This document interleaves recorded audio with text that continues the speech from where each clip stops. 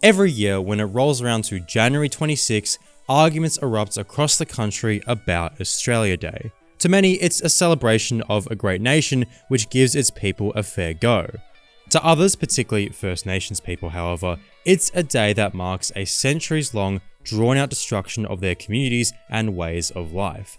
Often, these two narratives are contrasted as opposites. You either believe that this nation is good and worth celebrating, or founded on a genocide that still echoes today. However, these two narratives are actually one and the same. In Australia, home ownership has been elevated into the nation's most distinguishing central national value, the Great Australian Dream. Australian housing culture is not only the basis for our unaffordability crisis today, but it's the direct consequence and result of colonisation. On the 26th of January 1788, the First Fleet landed at Sydney Cove and raised the Union Jack, declaring the entirety of Australia as Crown land. But only 2 years later, by the 1790s, did Australia become a speculator's paradise. Land became the property of the Crown, which then proceeded to alienate large tracts of it, first by land grants of small areas to emancipated convicts. Essentially, the colonial government would, quite literally, give out land grants to settlers and free convicts. It was a very prevalent practice for settlers to obtain land grants for the sole purpose of selling them. By the early 1800s, the government desired to group settlers into townships or shires of up to 30,000 acres with farms radiating around centrally placed towns. Thus, the groundwork for Australia's urban spaces was laid. This was of course upheld entirely through British finance, soldiers and settlers. In other words, the early colonial period laid the material basis for what would become known as the Great Australian Dream. But this, of course, wasn't a neutral affair. The parcels of land which were given out as private property to settlers, the townships which arose from the collections of these properties, were predicated upon the violent expropriation of First Nations land and the genocide of First Nations people. As will be demonstrated in this video, this was not a long ago mistake or injustice disconnected from the modern nation of Australia today. Rather, the destruction of Indigenous culture and society has determined and underpinned the Australian identity, specifically in regards to housing culture in the modern day. The initial beachhead frontiers were small and local enough not to completely disrupt First Nations, but nonetheless conflict arose between individual settlers, convicts, and Indigenous people. Furthermore, the embryonic colony was embroiled in crises of food scarcity and depleting manpower. According to colonial officials in 1789, it was absolutely necessary to compel the natives to keep a greater distance from the settlements. Now, as the colony didn't have the capacity both in manpower and weaponry to expel the local Indigenous people from their land, colonial officials instead resorted to deliberately deploying smallpox as a pre-modern biological weapon. The colony became much easier to expand and reproduce given that the people living on the land already were debilitated. This deployment and consequent epidemic of smallpox killed over 50% of Indigenous people in the areas surrounding the first colony, severely crippling the ability for First Nations people to sustain themselves. European settlers took advantage, advancing their colonies further inland, forming what's known as the colonial frontier. These encroaching settlers, seizing more and more land, impeded on First Nations traditional hunting and farming grounds in a time where hunters and gatherers were already scarce due to smallpox. Thus, a conflict between increasingly desperate Indigenous people and the expanding British settlement culminated in what's now known today as the Frontier Wars. But the British didn't fight the frontier wars through a cohesive, centralised military. Rather than stable and fixed lines, colonial frontiers instead tended to take the form of highly differentiated legal zones that dotted the landscape in narrow bands, enclaves and irregular pockets of space, sometimes contiguous with others, sometimes entirely isolated or surrounded by other kinds of ownership conditions, but all designed to provide security and economic stability for colonists. The frontier was furthered via previously communally held Indigenous land being enclosed into Crown land and then granted as private property to settlers. Settlers and local colonial militias, which would then form police, would then, quote, defend their land from Indigenous trespassers. The cumulative result of colonisation, which entailed the forceful land expansion and smallpox epidemic, was the depopulation and destruction of indigenous society. Of course, different colonies varied in the type of violence perpetrated and how impactful it was on First Nations, the most extreme example probably being the Black War in Tasmania, whereby all but 200 indigenous people were killed and the survivors left to die on the barren Flinders Island. In total, the First Nations population across Australia fell from 3 million prior to colonisation to only 78,000 by 1921, or a 97.4% decline. As mentioned, this wasn't an aberration or some kind of mistake, but fundamental to Australia's economic success in the 19th century. Products from vast pastoral land such as wool were some of Australia's most lucrative exports, and British capital was pouring in to invest an ever-expanding and increasingly speculative land market. Land, of course, which used to be inhabited and communally run by First Nations, driven out through direct violence or disease in the name of capital accumulation. Thus, the destruction of First Nations culture, society, and peoples was an integral component to the economic development of Australia in the 19th century.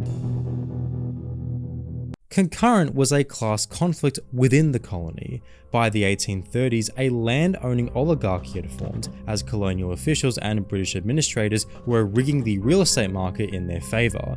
Moreover, a new aristocracy had formed known as the squattocracy, which consisted of settlers who grew immensely wealthy through living on and claiming land otherwise unclaimed and it being gradually given to them. The concentrated interests of landowners were explicit about deliberately preventing small holding and subsistence farming, thereby ensuring a good supply of landless labourers. Class conflict erupted in the 1840s and 50s, resulting in the, relative to the time, substantial democratic reforms across the colonies. It also led to internal colonisation, whereby Australian colonists would forcefully employ Indigenous people in often slave-like conditions on their land which had been enclosed for private property. What remained, however, was this idea that Australia was an open-ended society, politically and economically. The working class that was formed in this circumstance accepted the exquisitive ethos of capitalism because it worked for them. The rush to get rich and the accompanying corruption became so commonplace as to be accepted even by those who did not benefit.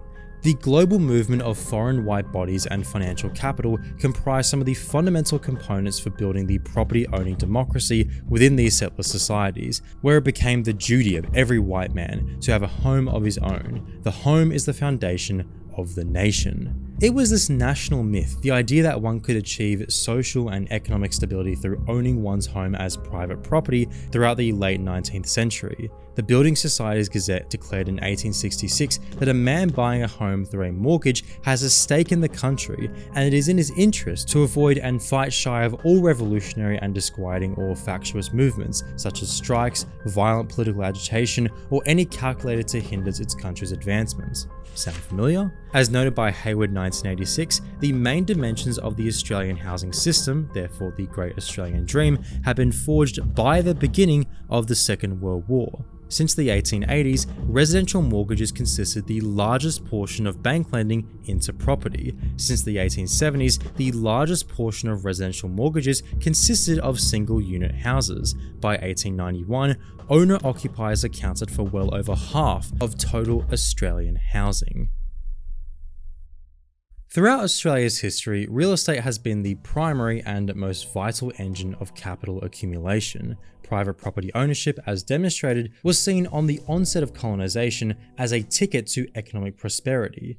But underpinning home ownership and housing culture is, of course, finance.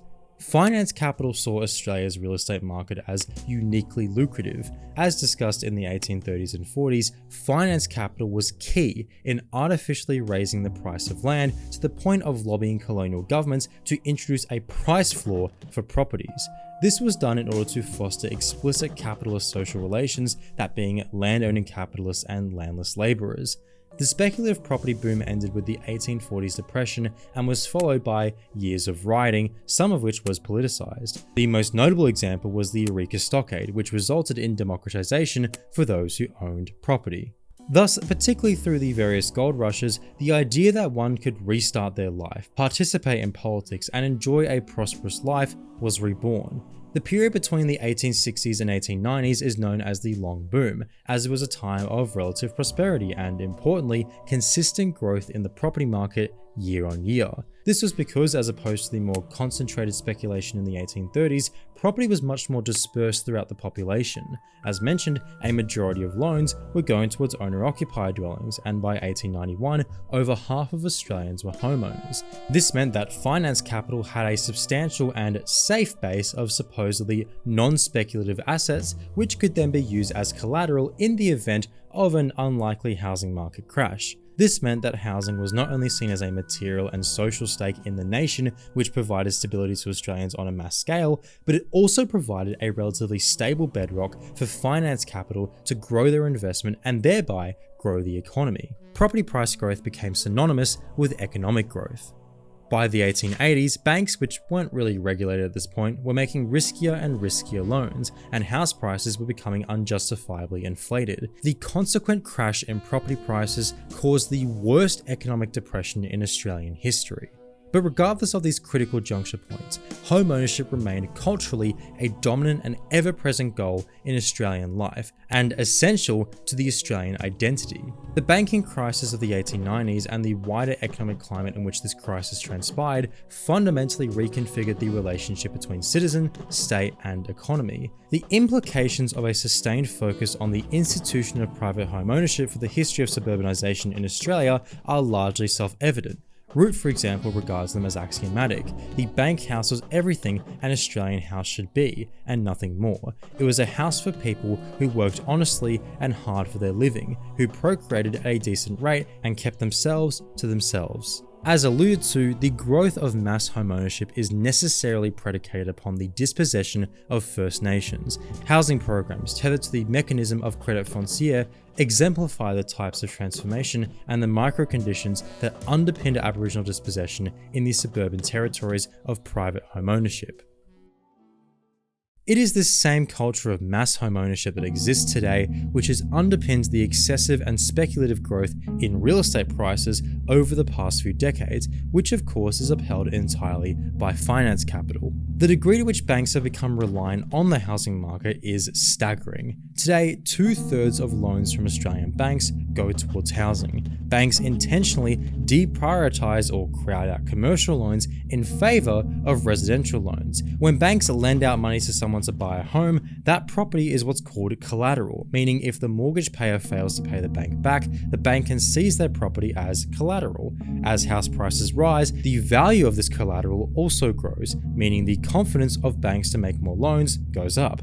Moreover, the actual loans themselves are bundled up into what's called residential-backed mortgage securities and sold onto a market for other investors in the economy. Thus, inherent to Australia's housing market, banking system, and therefore economy is real estate speculation. It means Australian banks are largely reliant on increasingly higher house prices and household debt to remain profitable. Construction companies must borrow to build houses, whilst on the demand side, households must also borrow to buy these houses. The entire system gradually and permanently relies on services provided by the ever-growing importance of creditors.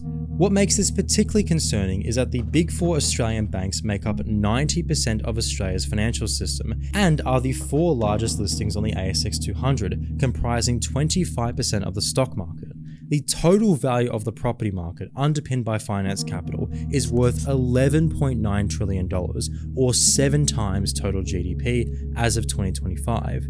This means that the banks and the wider financial system are structurally dependent on high and increasing house prices, and as the Australian banks go, so goes the Australian economy.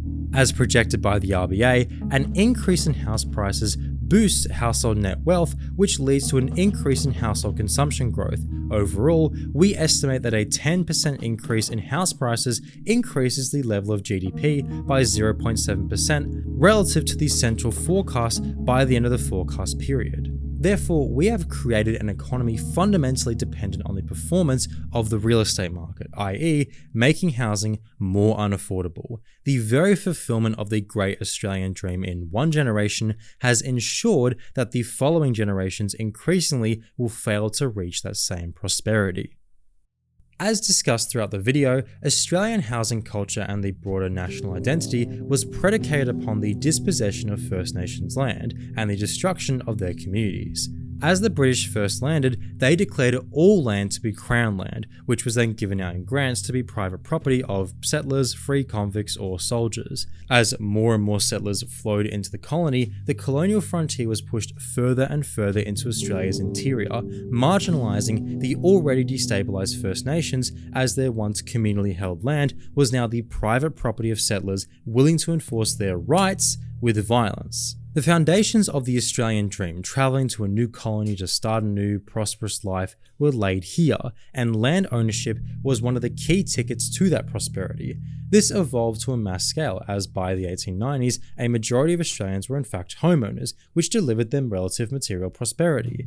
This attitude, this culture surrounding housing, remains today, though it has had its peaks and troughs, most notably in the 1890s and the 1930s. But by and large, to this very day, housing is both seen by a majority of working Australians as a key economic pillar of prosperity and is seen as an integral, indispensable component of the financial system. It is this obsession with private property ownership which has underpinned our housing problems today and what keeps housing so unaffordable. However, mass home ownership is not simply just predicated upon the dispossession of First Nations land and the destruction of their culture. The construction of singular detached homes on plots of land sprawled out into suburbia has ensured that the land Indigenous people previously knew remains unrecognisable. Mass home ownership therefore acts as an effective enforcer of what anthropologist William Stanner coined the Great Australian Silence. Stanner argues that Australians have been engulfed into a cult of forgetfulness, whereby the past centuries of long, protracted genocide against First Nations people was reduced to a simple mistake or mark on an otherwise noble history, not relevant to the modern society. The Australian dream represents the cultural cover for the mass private property ownership today that required the dispossession of First Nations land. Indigenous hunting grounds, agricultural settings, or otherwise living areas became completely unrecognisable as they were replaced with dense urban spaces or sparse suburbia.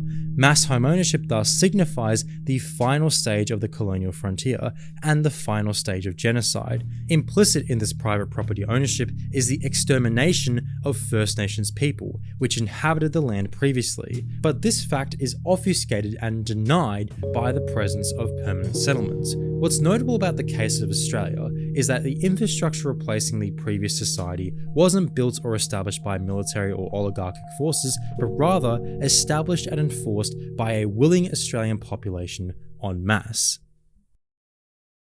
This establishment of dispersed, decentralized property ownership as a core economic pillar of the colony facilitated the cultural phenomenon known as the Great Australian Dream, something openly discussed as early as the late 19th century. This dream has carried on throughout the 20th and now 21st centuries. However, as with the 1880s, the intertwinement of homeowners with finance capital has produced a situation whereby the security of real estate ensured by its mass base has given the banks confidence to further artificially inflate the prices of new property. However, as with the 1880s, the intertwinement of homeowners with finance capital has produced a situation whereby the security of real estate ensured by its mass base has given banks confidence to further artificially inflate the prices of new property. This arrangement suits both banks and homeowners, as banks derive profit from making riskier yet more lucrative residential loans, and the asset values of homeowners increases their net worth and access to more credit.